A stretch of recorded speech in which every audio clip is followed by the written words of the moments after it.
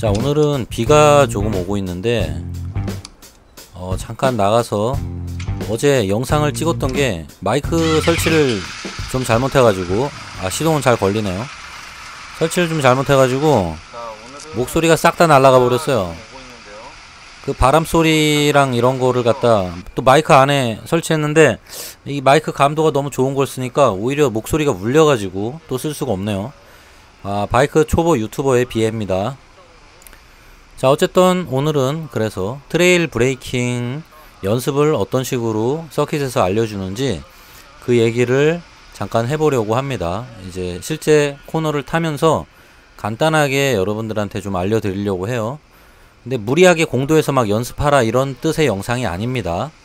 그냥 이론적인 부분으로 받아들이세요. 반드시 얘기 드리지만 뭐 가볍게 연습하는 건 괜찮지만 실제 본격적인 연습은 안전이 보장되고 전문가가 있는 서킷에 가셔서 연습하시는 거를 반드시 추천드립니다. 자, 그리고 오늘은 이제 비가 지금 내린 상태예요. 도면이 많이 젖어 있기 때문에 운전을 조심해서 하셔야 됩니다. 저도 오늘 트레일 브레이킹 간단하게 연습을 보여드릴 건데 노면이 젖은 관계로 적극적으로는 안 할 거고요. 한 평소 뭐 100% 한다고 치면은 이렇게 노면이 오거나 일반 공도 같은 데서 그런 걸 해볼 때는 반드시 한 60%에서 70% 정도만 사용을 하는 거를 권장드립니다. 안전이 보장된 곳이 아니기 때문에 반드시 그렇게 하시는 걸 추천드려요. 자, 그러면은 간단하게 와이딩 코너 부분까지 가는 동안에 심심하니까 입도바이를 좀 타보겠습니다. 무슨 얘기를 해볼까요? 생각난 김에 키스코드라는 그 아저씨, 그 수염난 할배 아저씨 있잖아요. 바이크 바이블인가? 하는 그 영상에 나오는 아저씨가 알려줬던 코너링에서 너무 빨리 진입해가지고 돌아나가지 못할 상황에서 어떤 식으로 돌아나가는지에 대한 그 강좌에 있었던 내용에 대해서 한번 얘기를 좀 해볼까 해요.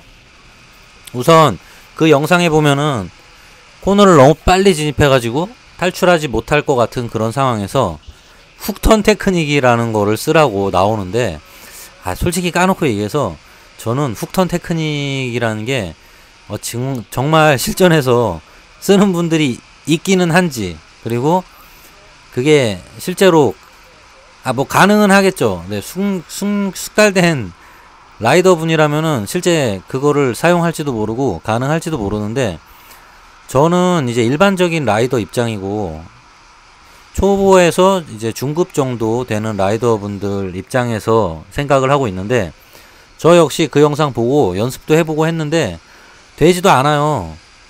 그리고 사실상 그걸 써야 되는 상황이 이제 긴급한 상황인데 그 영상에서도 나오잖아요. 생존 반응 8가지 때문에 이제 코너를 탈출 못하고 가드레일로 돌진해서 이제 슈퍼맨이 된다고 뭐 이런 얘기가 나오는데 그러면은 그 영상에서는 어떻게 얘기했었는지 제가 설명을 드릴게요. 하도 봐가지고 저도 기억이 나요. 우선 코너를 너무 급하게 진입했을 때는 절대로 생존 반응에 의해서 움직이지 말고 우선 1단계 슬로틀을 퍼셜 상태로 놔둔다. 그 얘기는 뭐냐면 이제 가속도 감속도 하지 않는 상태를 말하는 겁니다. 퍼셜 상태를 유지한 채로 일단 시선은 가드레일 쪽을 보지 말고 탈출구 방향을 바라보고 체중 이동을 안쪽으로 이빠이 한 다음에 바이크를 더 눕히면서 코너를 돌아 나갈 수 있다라는 뭔가 좀 들으면은 그럴싸해 보이지만 그게 실제로 되냐 이 말이죠. 실제로 그게 그런 상황에서 되면은 누군들 사고 안 나겠어요. 제가 볼 때는 절대로 그런 급박한 상황에서 절대 라이더들이 그런 판단을 할 수 없다고 저는 생각합니다. 저 역시 그래서 가드레일 쪽으로 돌진해서 사고는 안 났지만 코스 아웃을 한 적이 있었고요.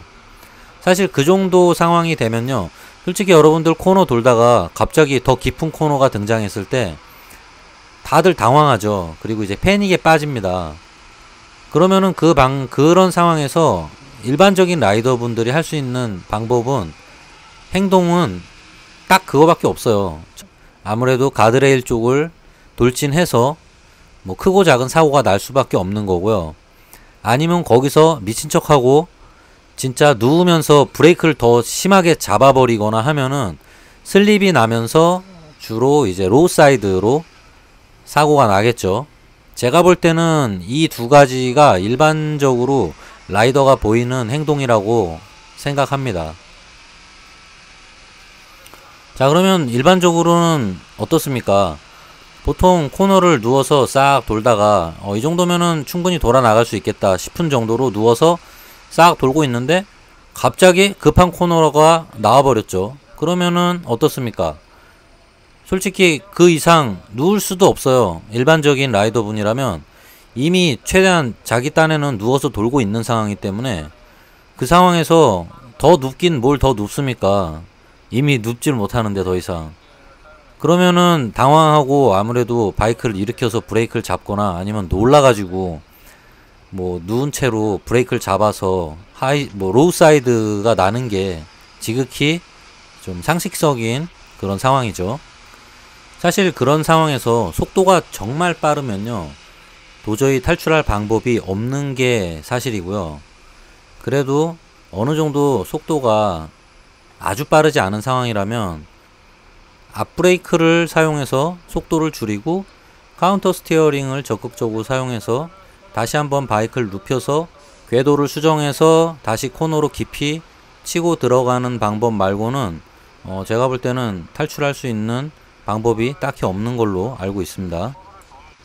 제가 트레일 브레이킹을 갖다 연습을 많이 해야 된다, 중요하다라고 얘기 드리는 것 중에 하나가 그겁니다. 트레일 브레이킹 연습을 많이 하시면요, 바이크가 누워있던 상태에서도 상당히 적극적으로 앞브레이크를 이용해서 감속을 할 수 있습니다.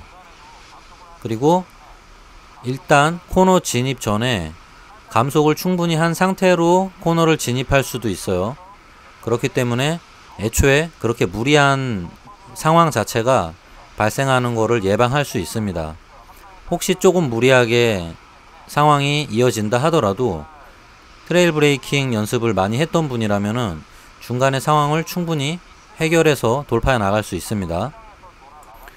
그리고 참고로 저는 말씀드리지만, 저는 코너를 엄청 잘 타는 사람이 아니라 코너를 충분히 안전하게 돌 수 있는 법을 알려드리고 싶은 사람입니다. 저는 무릎 긁을 줄도 모르고 코너 빡시게 탈 줄도 모르는 사람이에요. 하지만 어떤 코너가 나타나든지 저는 처음 가는 코너더라도 충분히 안전하게 다 돌아갈 수 있는 능력을 갖췄습니다.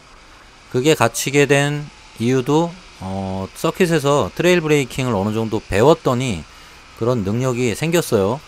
그래서 투어 같은데 초행길 가더라도 어느 정도 과감하게 코너를 진입하더라도 중간에 안전하게 코너를 다 돌아 나갈 수 있습니다. 그게 가장 제가 여러분들한테 해드리고 싶은 이야기예요. 그리고 여러분들이 그런 능력을 반드시 익히길 바랍니다. 그래야지 위험한 일이 발생하더라도 그거를 탈출할 수 있는 그런 능력이 생깁니다. 사실 저희는 선수가 아니기 때문에 라인을 뭐 엄청나게 잘 타지 못해도 상관없고요. 폼이 조금 어설퍼도 상관없습니다. 뭐 조금 느리게 돌면 어때요? 일단 중요한 건 코너에서 사고가 나지 않는 상황을 만드는 게, 또는 사고가 날 것 같은 상황에서도 그거를 탈출할 수 있는 그 능력을 갖추는 게 일반적인 라이더들에게 가장 중요한 능력이라고 생각합니다. 이런 능력은 사실 뭐 미들급 알차라서 필요한 테크닉 아니야? 뭐 이런 식으로 생각하실지도 모르지만, 미들급이던 리터급이던 알차던 뭐 50cc 준머건 이런 상황이 생기는 건 똑같습니다. 50cc 준머를 타더라도요, 코너에서 너무 빨리 진입을 하면은 돌지 못하고 중간에 가드레일 쪽으로 돌진하는 건 똑같아요. 어차피 코너에서 빨리 간다고 가봐야 깊은 코너면은 암만 리터급 뭐 알차가 온다 하더라도 충분히 감속을 하면서 돌 수밖에 없습니다. 뭐 준머랑 똑같은 속도로 코너를 돌지도 몰라요, 실제로는. 어차피 고속 코너 구간이 아니라면은 알차들도 아무리 배기량이 높아봐야 똑같이 저속으로 돌게 됩니다. 그래서 제가 얘기 드리는 이런 여러가지 테크닉들이나 안전사항들은 어떤 바이크를 타든지 해당이 되니까 충분히 숙지하시고 잘 이해하셨으면 좋겠어요.